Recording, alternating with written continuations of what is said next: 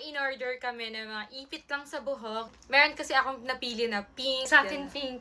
Akin na naman yung pink. Bunutan na lang ulit tayo, tas nakapikit tayo. Kasi sino yung makakuha, edi siya kanya para fair. Diba? Sige, sige. So, dapat nakapikit talaga ha, pag bubunot tayo Oo dito. nga. Kung sino makakuha ng kulay pink kanya, yon. Oh, sige, go. 1, 2, 3, go! Yay! Sa akin yung pink! Wow! Na ganyan. Nga, nakapikit nga ako. Oh, sana?